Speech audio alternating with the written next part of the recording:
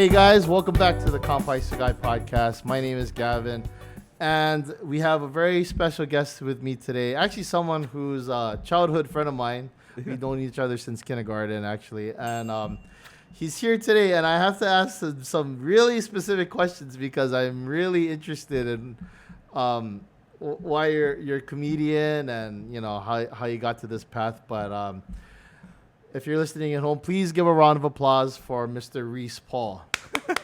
Nice. Thank you. So, yeah, I have to ask because, growing up, right, a lot of people thought of you as like someone who's like genius level smarts. Oh. Not kidding. I'm not kidding. No. What? There's a lot of people that thought that. Right? Oh my gosh. Because spelling bees, right? You used to smoke people in spelling bees, early on. You don't remember that? I mean, I just read a lot. I didn't really learn anything from it. Me too. I pronounce every single word wrong, but I might be able to spell it. Yeah. Even for me, I was okay with spelling bees. I didn't really like any of that, honestly. Yeah. Because I'll tell a quick story before we get into it. But it was junior high, right? And then you remember you went to Kailua Inter, right? Mm-hmm. Remember Miss Ching? I think Asian so. lady. She was kind of a dragon lady because people didn't like her. She was kind of mean. Yeah. Shout out Miss Ching. Shout out Miss Ching. I remember. Oh, okay, never mind. Yeah. But we had this big this spelling bee, right? Mm-hmm. And she's like, I'm gonna enter you into the competition. It was after school, right? The same day, and I was like, no, I'm busy. I don't want to go. Right? Yeah.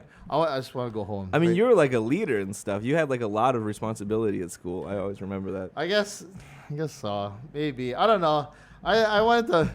I didn't really want any of that. Right? I just wanted to brush it away. But there was a she was like, no, I'm gonna enter you into the competition, right? I didn't even tell my parents until years later that I was in a spelling bee. Yeah. And she was really adamant about getting me in, and I was like, okay, fine, whatever. You know what I mean? Are you gonna give me an F for not going to a spelling bee that you volunteered me to go to? And then anyway, I bombed it on purpose, right? Ooh. Because the word was flying. I think this was the second word that I got, right? Yeah. It was flying, and I was like, wow. What is one way I can do to get myself out of here and look like an idiot, right? Yeah. So I spelled flying wrong on purpose.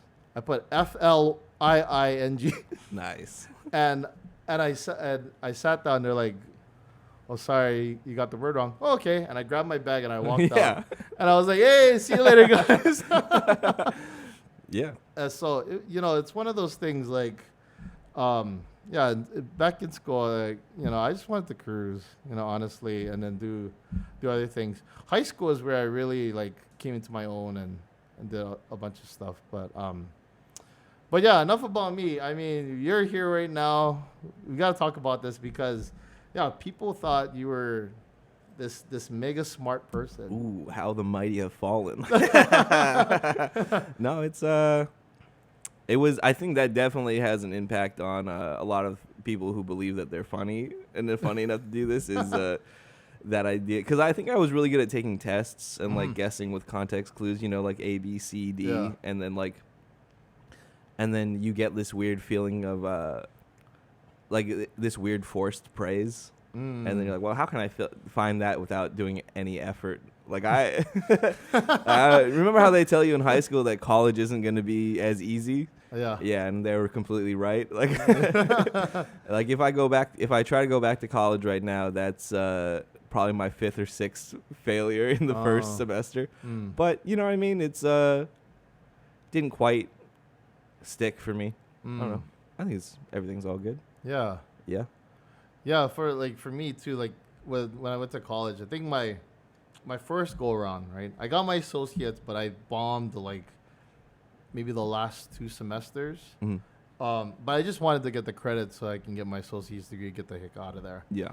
But at the time, I never really did a full-time job until I decided to step away from school and then go full-time.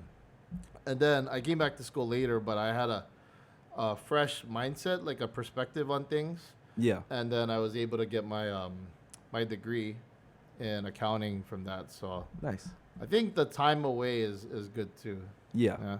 From like To school. realize how much it really means. Yeah, or to realize like how much, like you go to school for like 12 plus years, right? If you go, let's say preschool as well, right? You count that as school. I don't know if I count that as school, but we'll say Yeah. 12 plus years, right?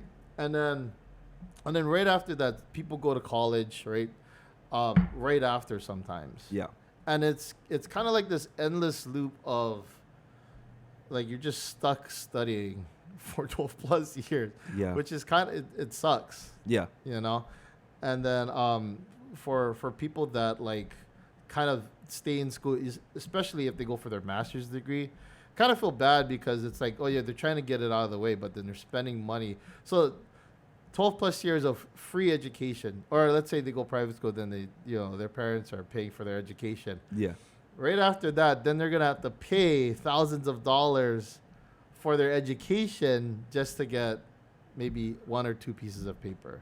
Yeah. I mean, it's interesting when you think of like those systems being made in the first place for like people who are debating about whether the sun was the center or the earth was the center. Yeah. As like that's like the level of people who like like maybe not everyone should have. I mean, that's an argument a lot of people have, right? That's like a blue collar almost argument. Yeah, but there's other options out there for everybody, right? Yeah. And what sucks is that specific degrees will help people out. Like, let's say people go into like engineering or something. Yeah. It's like, okay, yeah, they can find at least a decent paying, like let's say average $60,000-$70,000 job, right? With I guess decent benefits or whatever. But like, say someone gets like a dance degree, right? Yeah. They would really have to figure out how they can market that. Yeah. Because I mean, I don't even know what you could do with a dance degree at that point.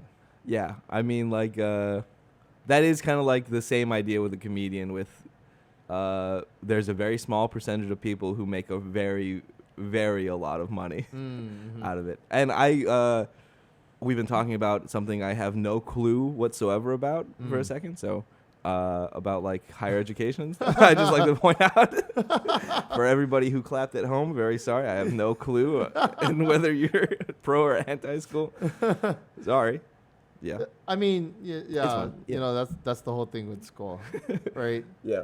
But for you, how did you come into being a comedian? Because, like I was alluding to earlier, I mean, people thought you were going to be like a rocket scientist, at this point.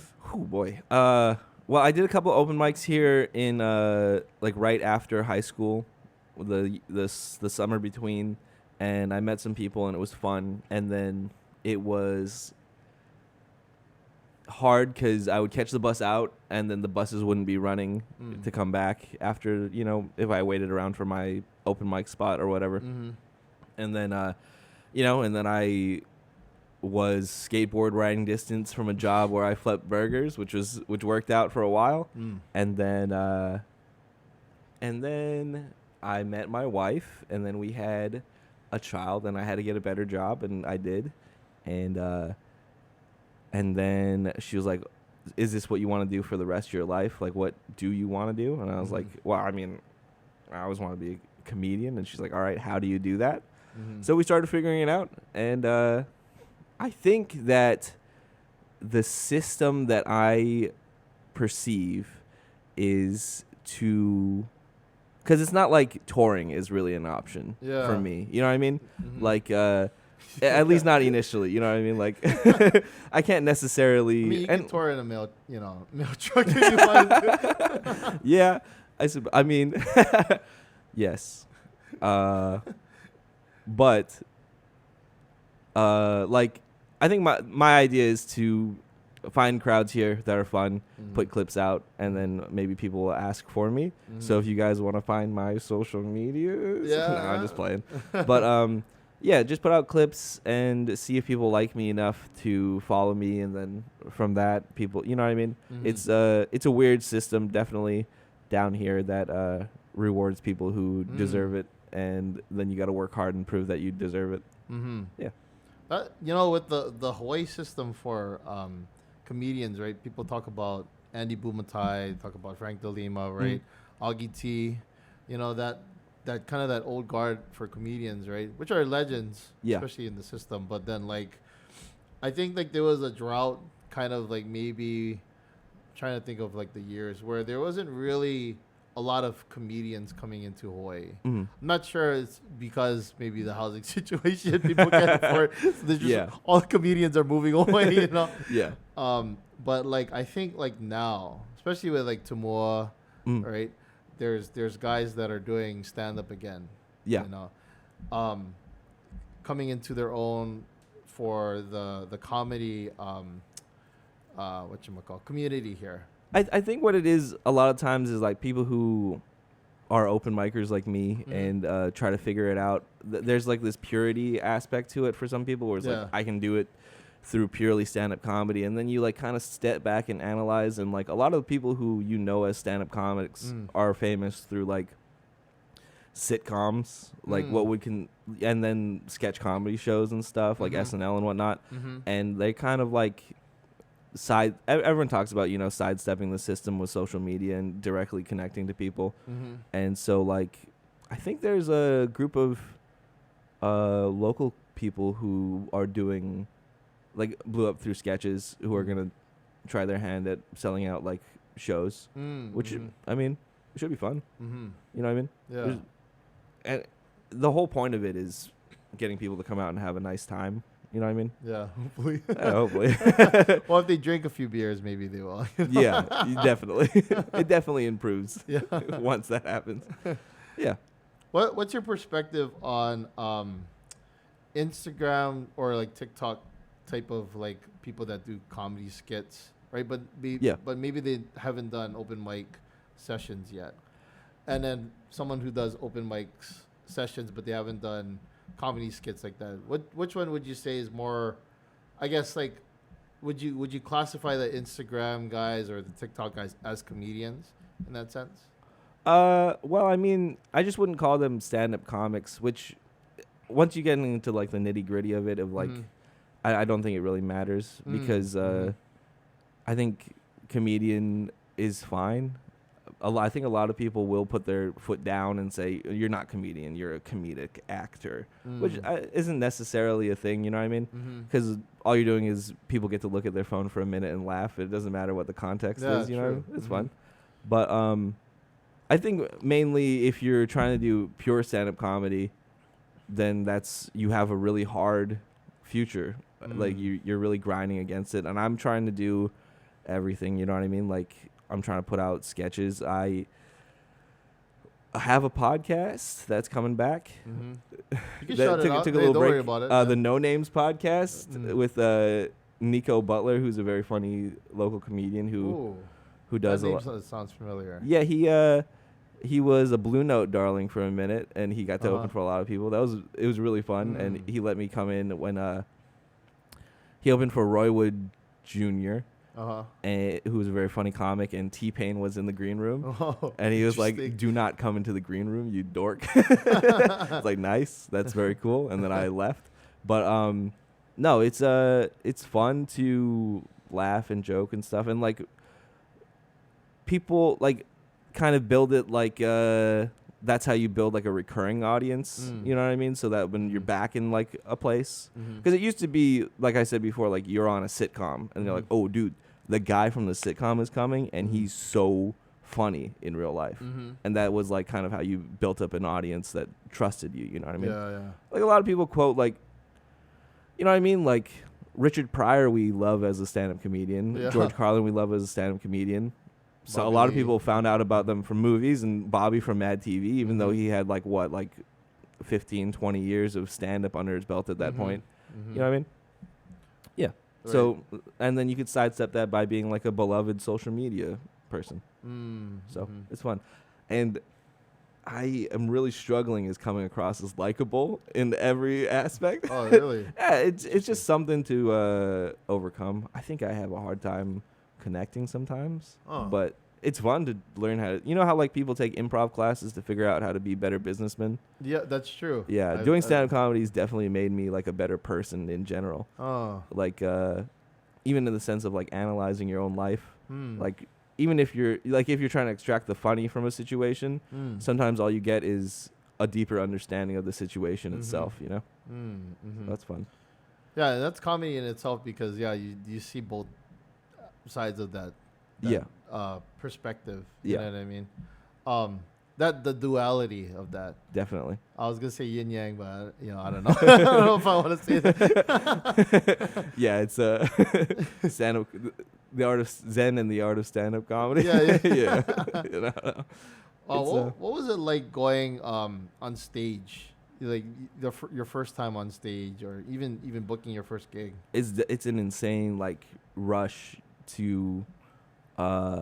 There's like a different levels. Like Bill Burr talked about his first time getting like full laughs. You know what I mean? Like there's a huge difference between your first time going on stage and your first time getting like a really, really full in the zone flow state. Yeah. Saying funny things and getting laughs every time you say something. And I've been in that state like once or twice, and really fun, really nice. And then you're always trying to get back there. Yeah. Yeah. That's good. So, I mean, were you like super nervous at the time? Oh, yeah, definitely. And like, bubble guts, hanging out in the bathroom the whole time right before your first time on stage. Were you shaking? Yeah. Yes, I shook a lot the first couple times. Oh, man. Yeah, that was, and your voice breaks. You're scared. Like, is anyone out of these 40 people staring at me gonna like me?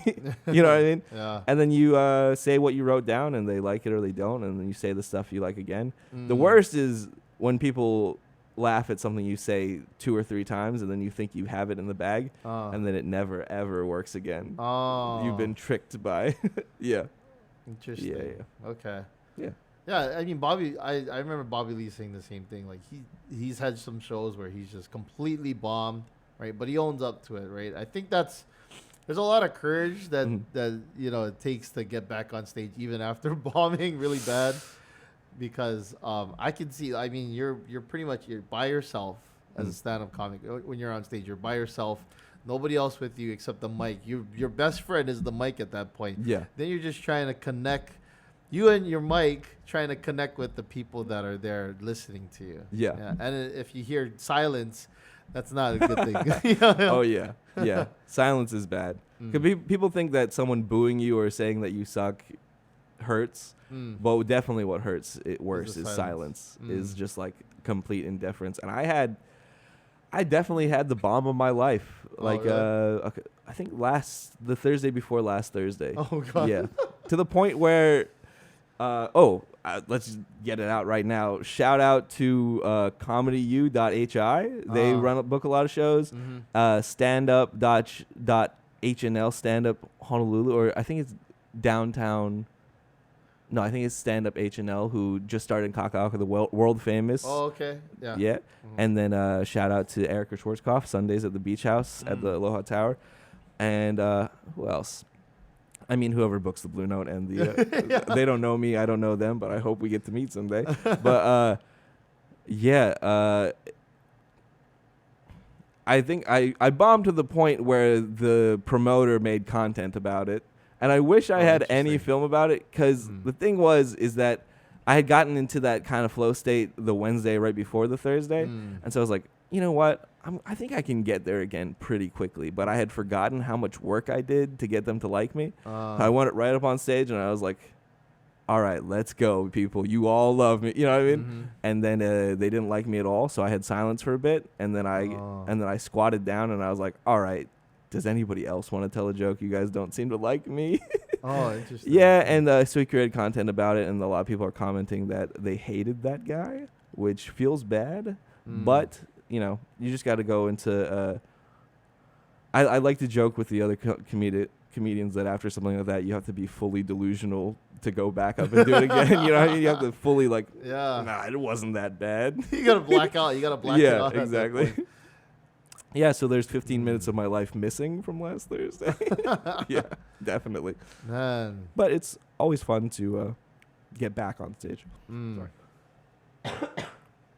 Sorry about that. No, you're good. Yeah, so I went back up on stage the Friday after that. And sorry, I have something in my throat. You do, yeah. Ooh. You want some more water? Sorry. Yeah, it's just one of those. It was definitely a learning situation because I forgot that I did attack the crowd in the sense of like, I was like, oh, you guys seem like you don't like comedy, which is, to me, a funny, surreal thing to say. Is like, people are obviously here, they paid money to watch a funny thing. Yeah, it's like a sarcastic thing. Yeah, it was like, I was trying to be ironic, but then usually that works. For me, so far in 6 years, every single time I say you guys don't seem to like comedy, they take it as a sarcastic thing. But I said that to silence, and then I freaked out. And I said, oh, maybe you guys just don't like me. That's okay. I also don't like me. And it was still silent, and I was like, you know what? I don't like you. So, you know what I mean? And then it just hit like one of those spin cycles, and I spun out, and I was like, usually people laugh at that. You guys don't seem to like me or comedy. Usually people laugh at that. Usually if I do it again, it worked. Like, I started pointing out that it wasn't working, and I got caught in like a loop. I took a breath, and then I got off stage, and then I did well the next night. Okay, good. But a lot of people seem to remember how poorly you've done over how well you've done, which I think affects like a lot of things. You know what I mean? It's definitely like what is that, like a negative outcome bias, like where you remember when something bad has happened. So I guess all you can do is either push through it or give up. Yeah. So I like to think I'm going to push through it. Yeah, definitely. You should push through it. Definitely. So was that like the first time you like really bombed, or did you have like a first time experience like before that? That was, I think, the first time I acknowledged the bomb as it was happening. Like, usually, I think what he wanted me to do, because he seemed pretty upset, and I think what he wanted me to do was just to like take a breath and be like, all right, you know what? I've got 10 minutes of material. I'm just gonna say words in the exact same order I have before. You know what I mean? Just like shut down and like just say your 10 minutes, which I should have done and I could have done. But I really, really wanted so hard to have these people on my side that I kept pushing them further and further away. Like, I got a pretty big laugh near the end when a lady said, I thought you were supposed to, I said, lady, she was yelling at me and telling me I was bad at comedy. And I said, you seem to be funny. Would you like to come up on stage and switch with me? And she said, I'm not a comedian. And I said, as you can see, neither am I. And then people laughed at that. But it's fine. Yeah. Everything's fine. Dang, though. Yeah, I mean, bombing's rough. That's a rough bomb. I've never heard a bomb like that, but that's a pretty bad one. Because I've never heard of someone when they're bombing and then they acknowledge the bomb on stage. That must be heartbreaking. Well, like, usually, like, I seem to be bombing, and people are like, oh, okay, good. He knows. You know. And then, like, you can kind of pick up the pieces after that and, like, maybe get them to forget. Like, I've done that before of, like, you know, the first couple things don't work, and you're like, all right, well, I'll try something else for you guys. And then, like, people are like, okay. But then I've never gotten, like, don't try anything else for us. Please leave. And then I said, gosh. I'm technically getting paid to stand up here for 20 minutes, so I'm not going to stop doing that. And I'm really sorry about it. You know what I mean? Like, I respect that I have to do a certain amount of time. You know, it's a lesson learned. You know what I mean? And there's definitely an urge in yourself to, like, point out, you know, like, because bombing is, like, a comedian thing. And, like, a lot of comedians say it feels like, I think Tom Segura said it feels like when you tell someone you love them and they ignore you, or they say, I don't love you back, or they, like, you know what I mean? Like, they walk away from you. And it does feel like that to, like, tell a crowd of people, like, truly, I want what's best for you. That feels like an Asian thing. You tell someone, hey, I love you. And then they go, yeah, cool. Yeah, they walk away. Like, why are you making it weird? Like, just make a plate of food and go sit down. We'll finish watching. Do your homework. Yeah. It's very. I mean, we should probably. I'm a quarter Korean. I really like to push that. Yeah, quarter. I thought you were half. No, only a quarter. Interesting. Okay. Yeah, my mom's half, but yeah.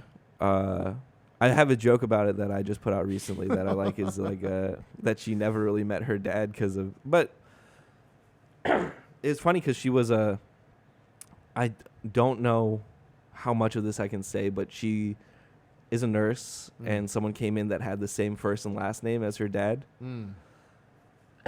And oh, that's interesting. Okay. Yes, and she had never met him like in real life, but she knows that he exists. You know what I mean? Yeah. And she said that she like had half a heart to tell this guy that like I think I'm your daughter, and like me and my brothers in the group chat were like, don't lose your job over being like I think I'm your daughter and like ruining patient confidentiality. You know what I mean? It's nuts. But she had like a loving stepdad who was very cool, and he was cool to us too. that would be really bad if she said that. Yes, to be like, listen, when you left us, it's like, oh, good. You know what I mean?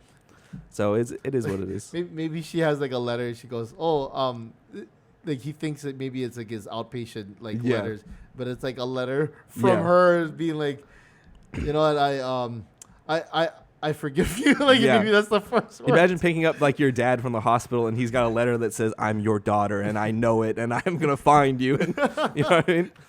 But it's very wild. And that's a trippy. Yeah. That's a trippy thing, actually. Yeah. And she was born in Korea, my mom, and then she came over here and she went to shout out high school right across the street over there. Yeah. Oh, shit. I mean, I don't mean to swear, and I also don't mean to dox you. We can beat that up. We'll cut that out. I'm very sorry.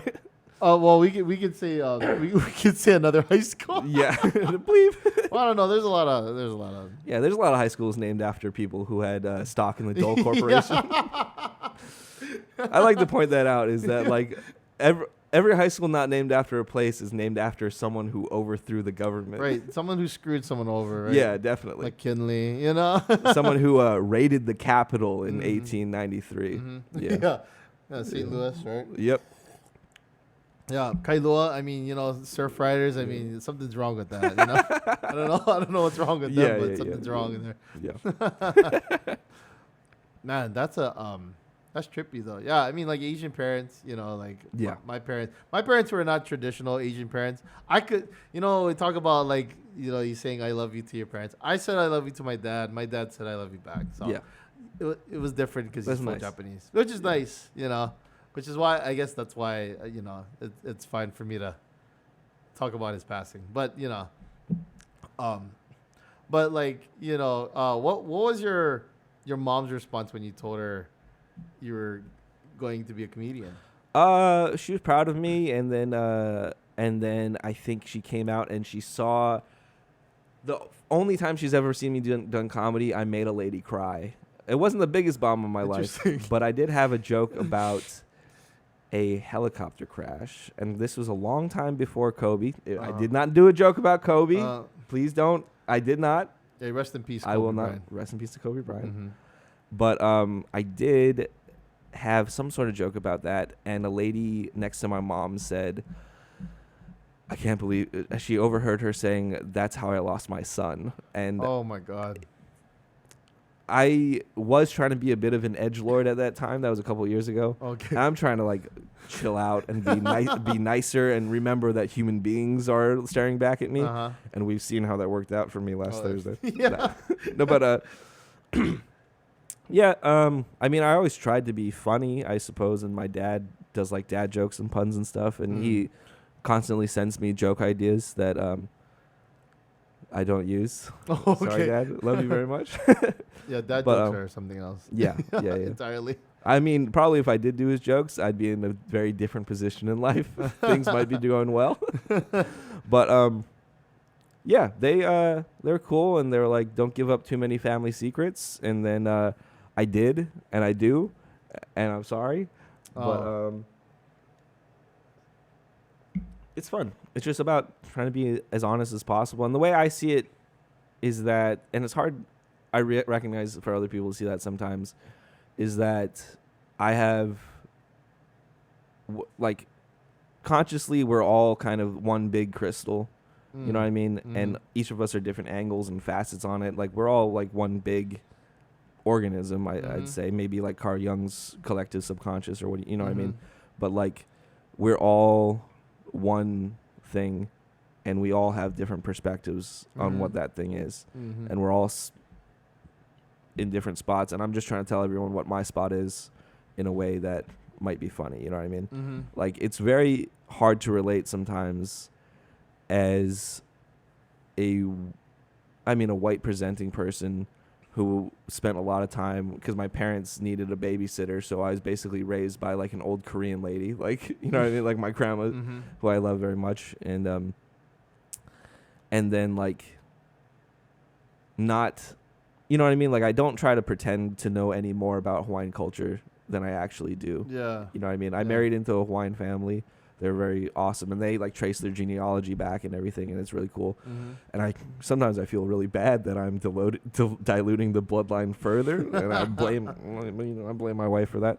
But it's cool that my sons are going to be able to trace their lineage back on this island that means a lot to so many people, and it means a lot to me too. Like, it's where I was born and raised, but I never try to insert myself in anything. Like, you know what I mean? Like, I've never learned to speak Pidgin. Yeah, I'm not going to pretend I know how to speak Pidgin. Like, I was thinking about doing a sketch about that, about like, you know, like the first time, you know, like when people move down here from like Idaho, and then like in 4 months in, they're like trying to speak fluent Pidgin with uncles and stuff. Right.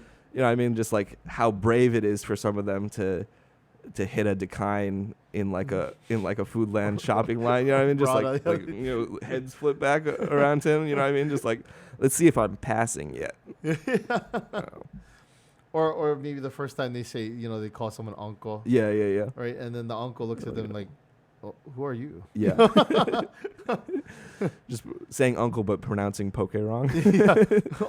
They say uncle, how do you like this poke, right? Yeah, and then they have a shirt that says I love Idaho or I love potatoes. Yeah, for real. And then the uncle's just like, that's not for you. Yeah. You know? And I feel like people don't realize like how easy it is to detect a fake Pidgin accent. Yeah. You know what I mean?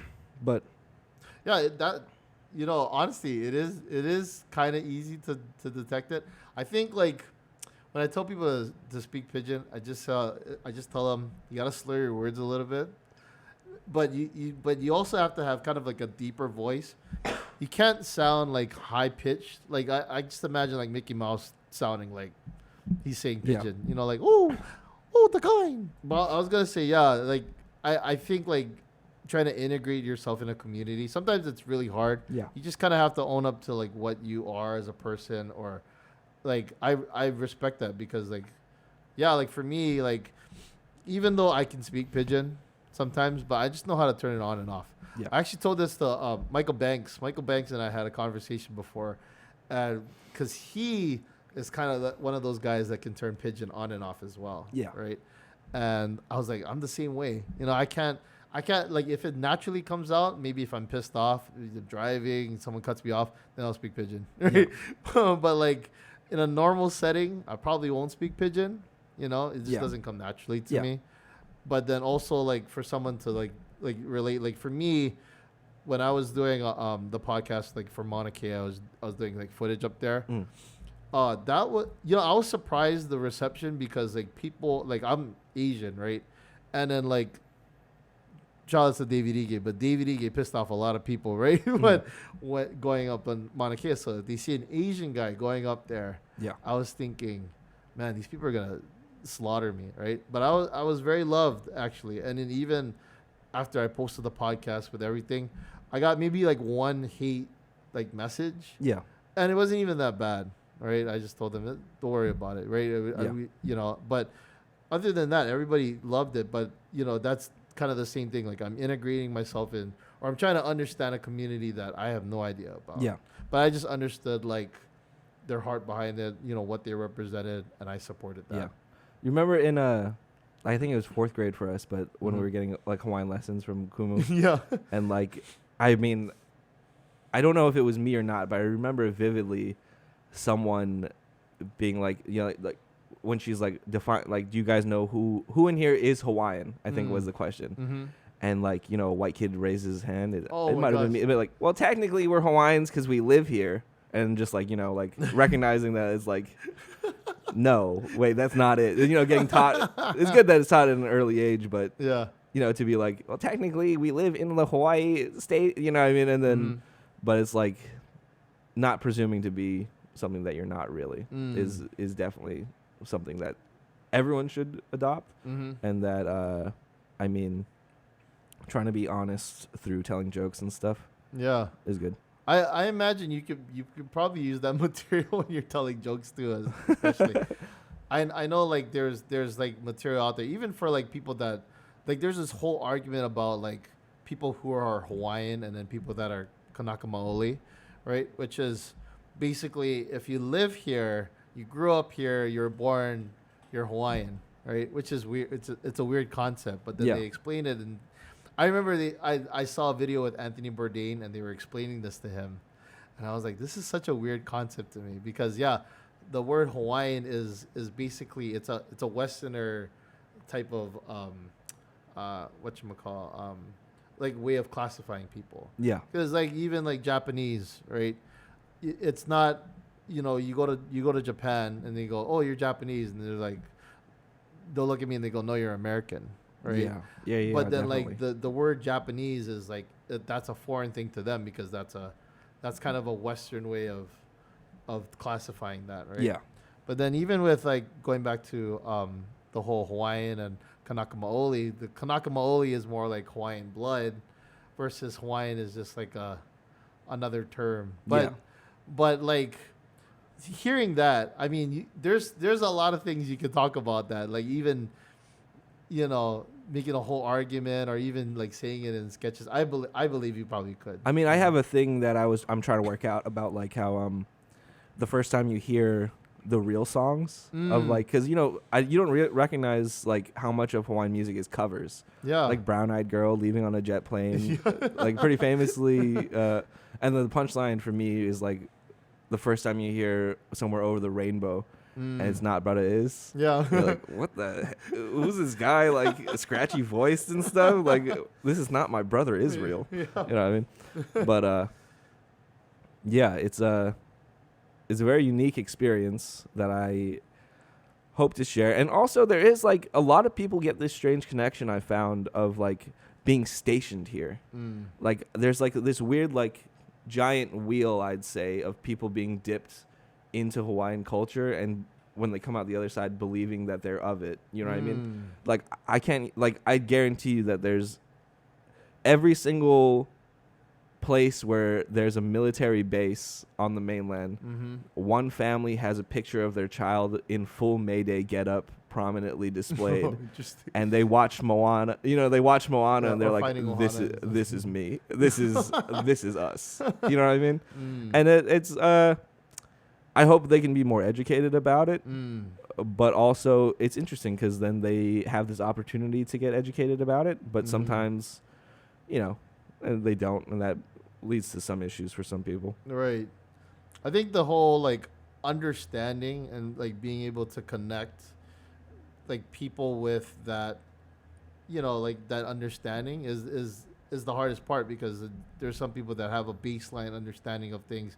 They look at Moana or something, and then they think, "Oh, that's Hawaiian." Yeah, that's Hawaii itself. But then there's like, we just watched a movie called The Wind and the Reckoning. Fantastic film. Nice, right? Story of Pi'ilani and Ko'olau and their son, and how I don't want to give this story away. Oh yeah. But there's it's a story from the past about Pi'ilani's story about I don't want to give away the story. But there seems to be like a big like influx of filmmaking things down here. And I think it's probably, obviously there's good and bad parts about CBS setting up shop here, but definitely a good part is that a lot of local stories can be like told and produced in like a bigger way sometimes. What do you think for yourself? Do you ever think about like we were talking about like kind of that side that not sideshow but like that side thing about with like you being a comedian but also maybe possibly being an actor? You ever thought about going into like acting or I'm missing a tooth, so if Magnum PI needs like maybe a white crackhead for any reason, or if you want to be a pirate, Yeah. Yes. Oh, I really missed out, didn't I, on the entire series of pirates? I had a real opportunity there. Yeah, that's true. But no, it could be fun, and it's definitely fun to act, but it's definitely a lot of resources, and like I looked into doing like extra work and stuff, and like it's just not viable for me to like line up the perfect day off, you know what I mean, to be able to be there all day, and then also spend time with my family and stuff. Yeah. So hopefully I get to prove that I'm able to do it. Yeah, you know what I mean? Like I mean, you mentioned Tumua earlier. Tumua's had like, he's been on things and stuff, and he's really proved himself as like an actor, comedian, anything, a producer, writer, editor. You know what I mean? He can do it all, and he's earned it. And it was crazy to see that happen. It was really fun because like, we were both doing the same shows, same time, and then like he puts out a couple sketches, and then it starts building and building and building, and it's awesome. It was awesome to see.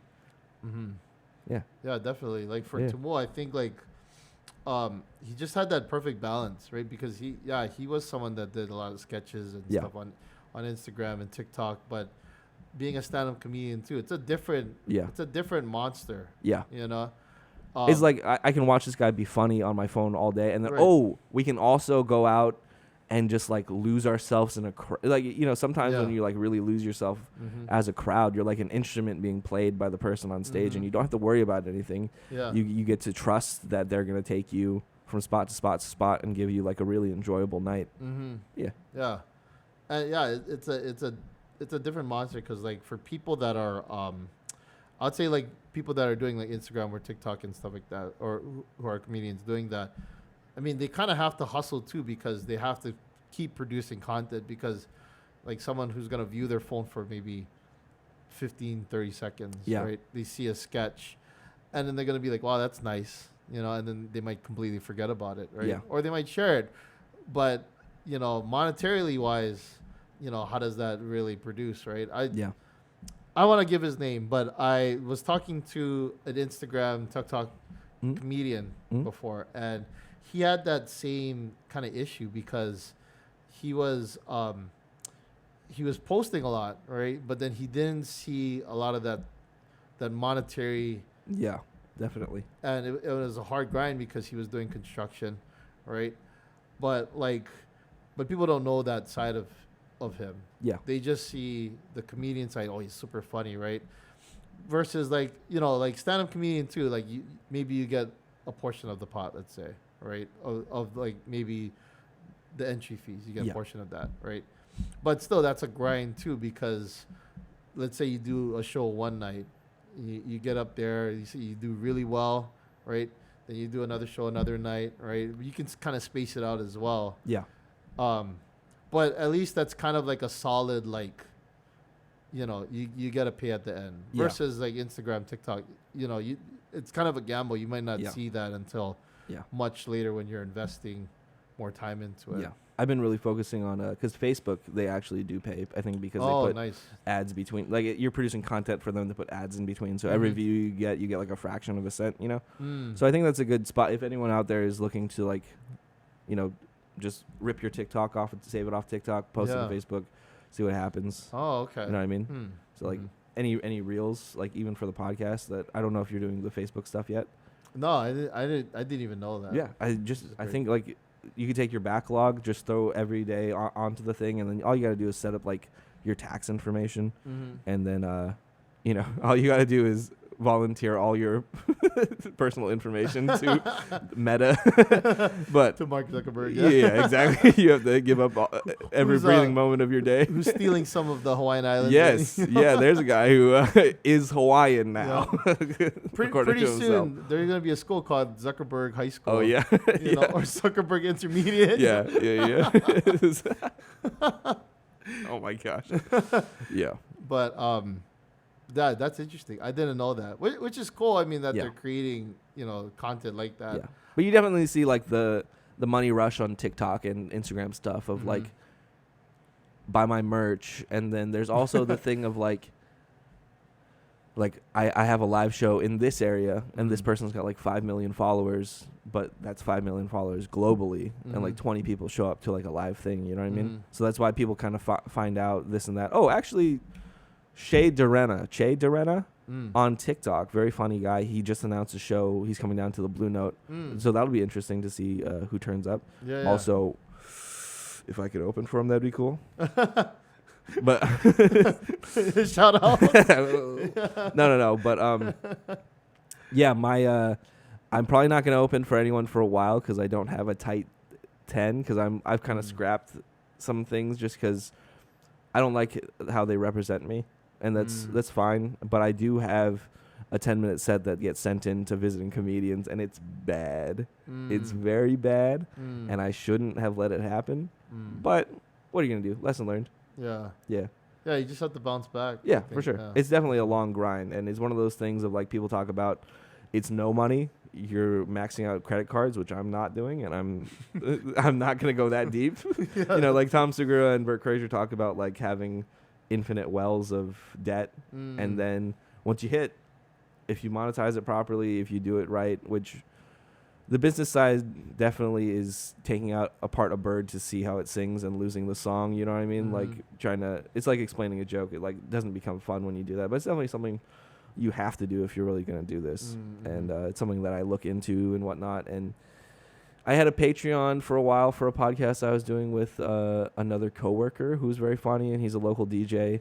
Shout out DJ Zell. And he's a very nice guy and he's cool, but it didn't quite work out time-wise for me. It was really difficult. And so I'm trying again with this new thing. And I should have said this at the beginning. It's very bad and graphic. And we say rude things. And we apologize off the top. And but if that sounds like something anyone would be interested in, is two cheeky fellas saying silly stuff. That could be fun.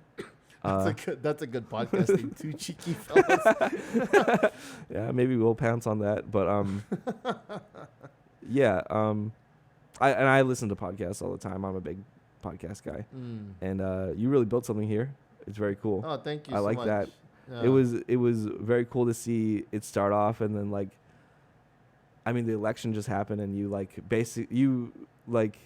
had debates. That was so cool. Yeah, it's an interesting thing because I tried to step away from politics, especially like when I did it in 2020, because I had Keith Amemiya, I had Mufi Hanneman, which was an interesting experience, which I'll tell you about after. Because I don't know if I can talk about details about Mr. About Hanneman. the current Department of Transportation head. head. I don't know if I can talk about Hart, but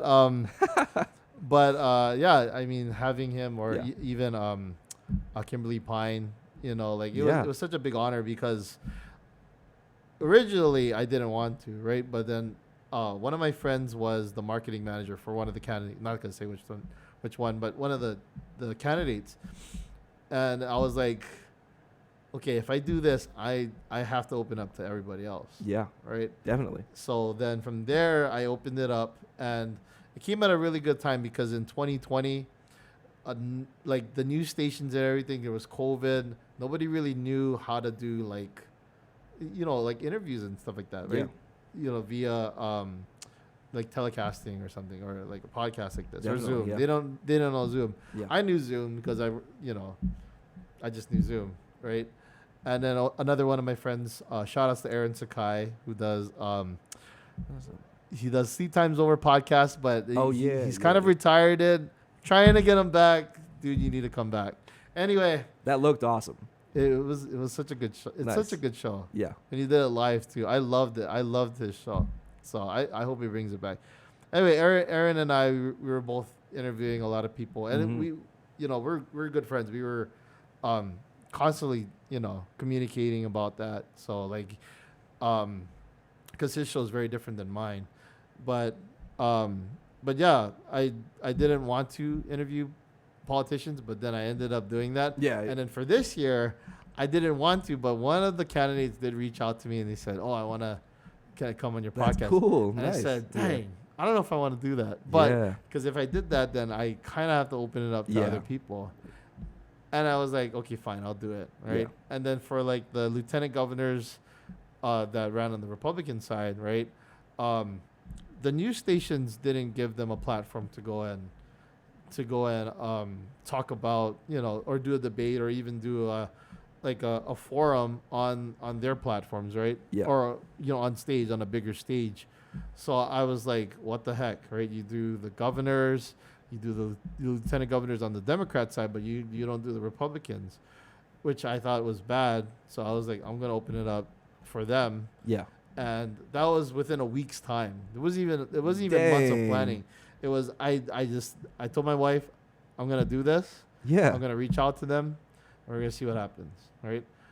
And within that week, that's how I got everything set up, and then we just recorded in here. Damn, that's So, nuts. And sometimes that's how fast it happens. Yeah. Too. Especially like BJ Penn. Yeah. People don't know how fast that was. Yeah. Because like I got in contact with his communications manager, right? I think it was like literally 2 weeks before we interviewed him. Yeah. And we set everything up. We just talked story and everything. Shout out to Lindsay. Lindsay's awesome. Lindsay is her name. Anyway, Nice. Yeah, we got everything set up, and then 2 weeks later, he just came over on a Friday afternoon, and Nice. Yeah. and we talked story. He loves this set. BJ loves this set because I knew he was gonna love it because it's like jujitsu. They always like work on the ground and everything. So like sitting on the ground is like his domain, right? And he I think he really liked that. So Nice. that's why like this setting I think is very comforting for people just because it's not intimidating. Yeah. It warm lighting. Everybody sits on the ground and everything. So, Nice. but yeah, talking about politics. Oh yeah, it's a very beautiful set. Thank you. Yeah. Yeah, but interviewing like politicians and stuff like that. Yeah, it's it was an interesting time, right? And I don't know if I'm gonna do it again. Who knows? Maybe I will. But if I did do it again, I have a different way I want to do it. Yeah. And maybe I'm gonna create another podcast for that separately. Yeah. Just for that. Yeah. So, yeah, that's the whole thing with that. Nice. I mean, it was cool. Mhm. It's very cool. Thank you. Yeah. Yeah. And it's weird because like, I don't think people thought I was gonna go into this path, right? I don't know if I was gonna go into podcasting, honestly. I mean, you listened really well and like have questions. Mm. That's like most of the battle. You know what I mean? Yeah. Of like, I mean, that's what. I mean, you're basically like a good journalist. Well, thank you. You know what I mean? Like what you're doing here. Yeah. It's nice. I was pointed out for being a bad journalist. Really? Was was that little DM? No. That Okay. that was that Okay. one. It was another person. I don't want to see their name, but my wife knows. Nah, it's very fun to. I'm sure, the same way it's fun to hurl. The only comments you really get sometimes is like this wasn't funny and you suck on like a post. Yeah. Is very. I'm sure a lot of people enjoyed it, and then the one person is like, I hate you. Well, Yeah. it's funny because they are a journalist, Oh yeah. and they told me I was a bad journalist, and I said, That's a bummer. and I told them that's okay because I'm not a journalist. Yeah. I'm a podcaster, Yeah. but I told them in the day I work as an accountant, Yeah. so it's completely different, two different sides of the brain here. Yeah. That's what Yeah, I was telling them. I'm a person talking to people. Yeah, Yeah. I'm a person talking to people, asking them questions, Nice. and hearing their stories, right? And Yeah. and they apologized, of course. But I was like, yeah, I mean, that's their profession. Of course, Yeah. they can tell me I'm a bad journalist because Yeah. I'm a podcaster. Yeah. What's the difference? Yeah. Yeah. So that's the thing about that. Honestly, I haven't had a lot of negative stuff from podcasting, which I'm kind of surprised at Yeah. because I don't know. Sometimes I think I'm not doing a good job. I mean, I don't see honestly. why you would. So, yeah.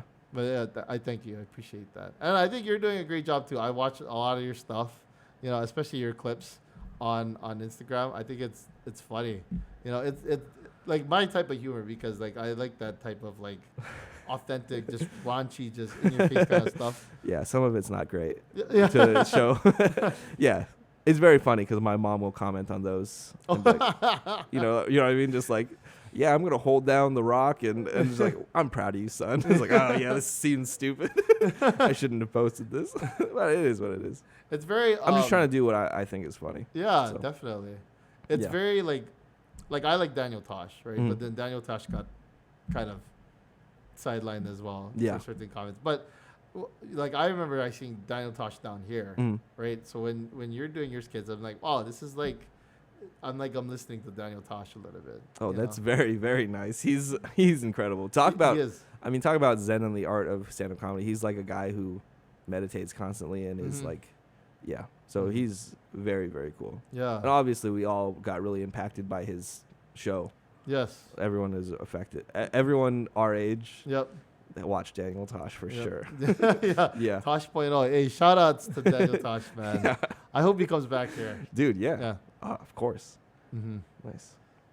But yeah, wrapping things up here. What is like the next steps for you, like in terms of like your career for being a comedian? You know. I ran a show in Kailua for a bit. I'm looking to get another one up because the venue was amazing. The Collective on Uluniu. They're a tattoo shop and a cafe. Yeah. And during the pandemic, they adapted to use the inside more to make a bigger outside space. And I'm one of those people who I've never ever thought my thing translates to being in a big space, big room, Yeah. like, or outside, because at some point you could say something that could hurt someone out there if they don't know it's a comedy show. You know what I mean? Like a sense of, everyone has like a sense of irony and like they're in on the joke that we're all together on a thing. And I like small rooms like that, and they have like an outdoor stage now that would be good for if any clean comedians. I've offered it to a lot of clean comedians to book a clean show there. Yeah. And I've tried clean. I don't swear. I try not to swear that much. I don't swear that much, but the concepts I get into are, I'm a 31-year-old human being who watched Daniel Tosh. You know what I mean? Yeah. I thought that was funny, and a small theory I have about like our generation here was that because of the time difference, you know, like I used to visit my dad's family in Massachusetts, and Family Guy would come on at like midnight or 1 in the morning. Yeah. You know what I mean? Yeah, But I here, remember that. Family Guy came in and it's set, like you were watching dinner and watching 7, Family Guy and American Dad and having all these crude concepts introduced to you that, you know, people would not necessarily enjoy their children watching. But we got it, and they tried to put it late up there so that people didn't get affected by it and busted watching it. You know what I mean? It was for adults, Adult Swim, and we caught it all. You know, like you could watch an uncensored Daniel Tosh comedy special at a regular dinner time. Yeah, versus exactly. them. Oh, that's interesting. Yeah, I think it really affected some of the people in our generation, and also the people who can afford to come out to some of the bigger comedy shows. You know what I mean? Like, I can't afford to go to every comedy show. Yeah. That's for sure. And like, I want to try to do something that's cheap or free, something fun, something we can do together, and people can just come out if they're having a hard time at work and, you know, have a beer or two. That's good. Yeah. I think that's the next step for me, and then focusing on getting video on our podcast and, you know, clips as far as that goes, and and then getting funnier. Yeah. That's it. Oh, well, I mean, thank you for that, because, like, especially, like, that side, I don't want to talk about, well, Collective is Kailua, right? So, but, like, with the polylanes not being there, there's, like, really nothing there, honestly. Yeah.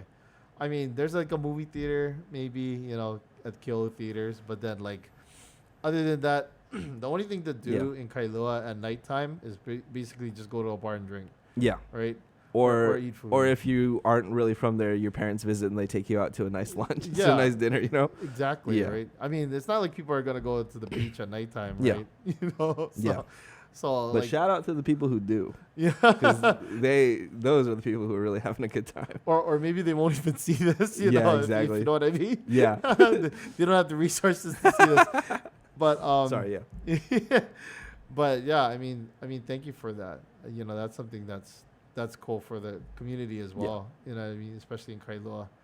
And that's a really good spot because, like, there's, like, treehouse co-working kind of nearby.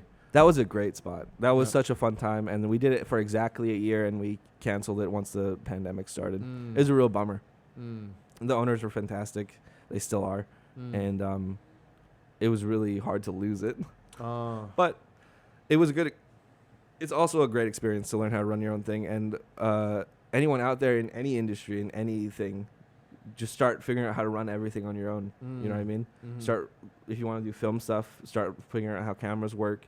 If you want to do anything, you can do it on your own. And that's something that really I find is a lot in Hawaii. Even like people selling food that they cook at home on their own. You know what I mean? Like it's a very, we got to figure out how to survive thing that is I think is pretty unique to Hawaii. Yeah. Yeah, and a lot of us try to band together too, especially like just because we're on an island. So you know, You know, there's a deeper connection. There's nothing, you can't drive away from it. You can. There's no easy way out of here. Yeah. Well, for sure. You know, thank you again for coming on here, talking story with me. Yeah, thank you so much. Talking story. Let's hear a short set. Oh yeah, let's hear a sample. What? Oh, well, we didn't drink right now. I'm trying to make this feel natural. I mean, but if you want, no, we didn't drink because I should probably quit drinking because I got caught drinking and driving recently. Okay. Yeah, it's a joke. Whoa. But you know, I got pulled over and my blood alcohol content was so bad that I blew a cop. Jeez. No, it's hard to do on a shoulder lane, you know what I mean? But we both got off. It's fine. Oh my god. There's a little joke. Nice. And then all right, this is something I'm working on, and I hope everyone can be chill about this. But my wife has a friend on Facebook who said that they were watching the new Scooby and Scooby-Doo. Yeah. And it's Velma. It's based around Velma. I think it's Minnie Kapling is Velma. And she has a crush on one of the female, like, people who need their help, you know what I mean? Interesting. And she was posting that she was really upset about that.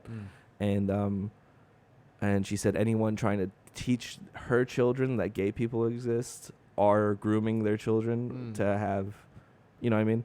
Which is a very extreme take. And especially we're a very liberal, like, not liberal, but we like are open to our kid being whatever he wants to be. Yeah. And, you know, we're raising our kid gay, but, and that's, I'm just kidding.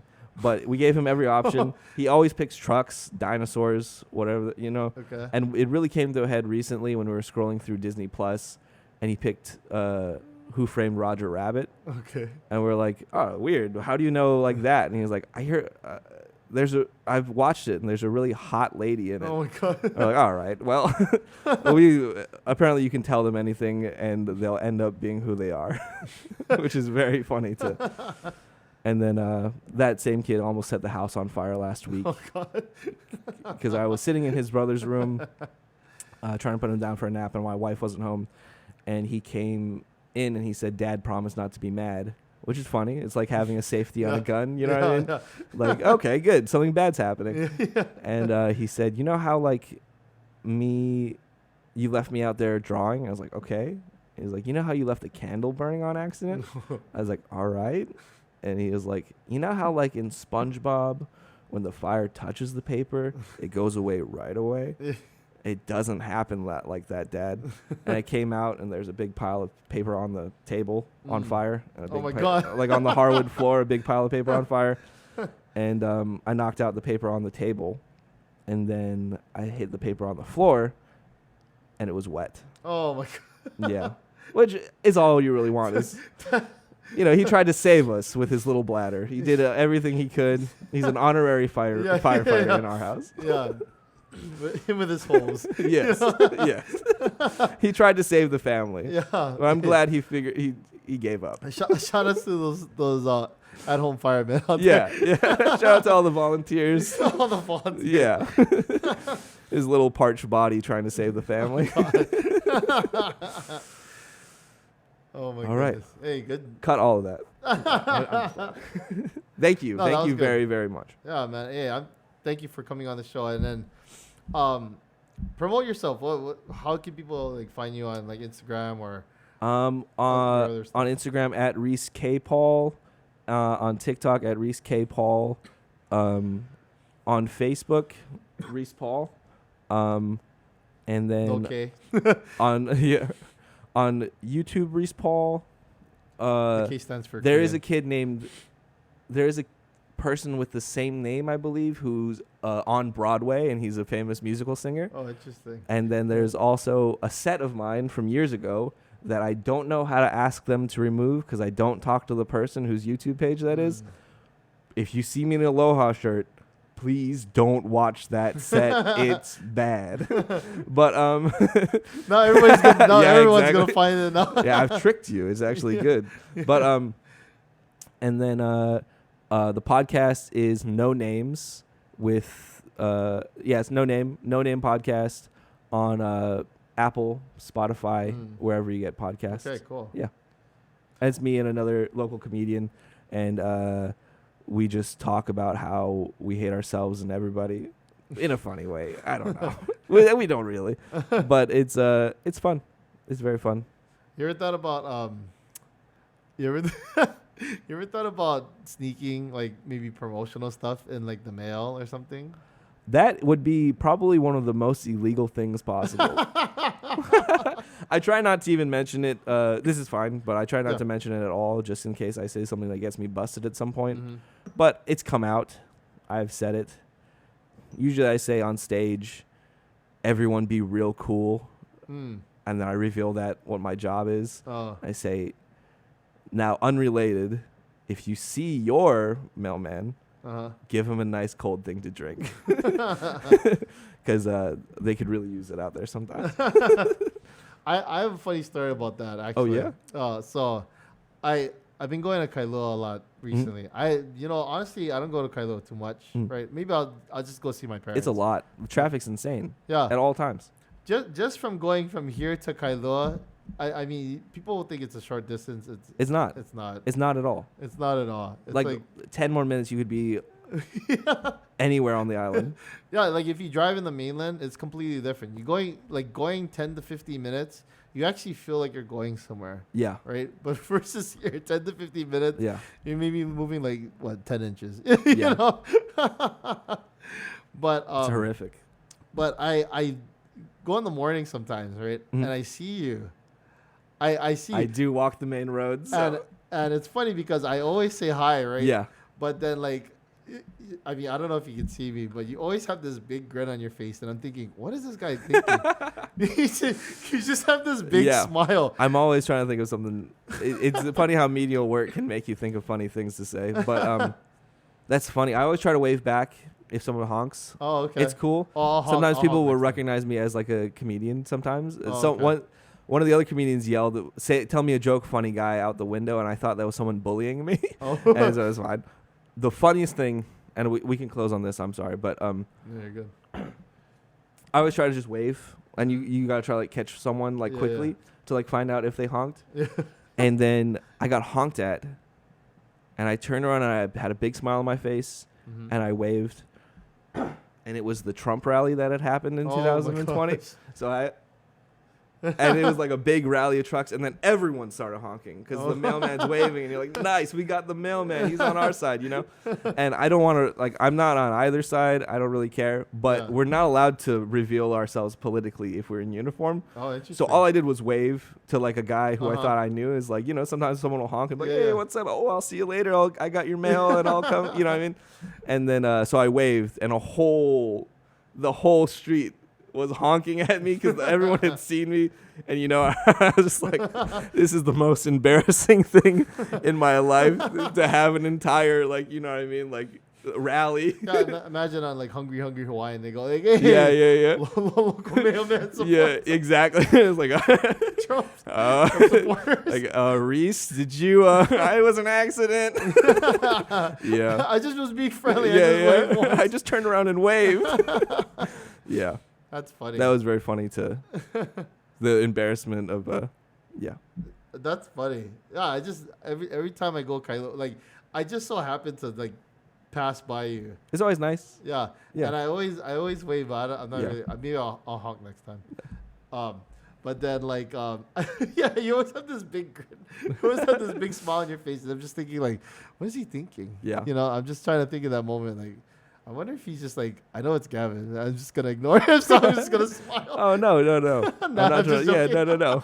Yeah, sometimes I'm talking with someone, sometimes I'm listening to something funny. Oh, okay. But I always try to keep a jolly demeanor Yeah. while doing the job. Yeah. Yeah. That's good. But anyway.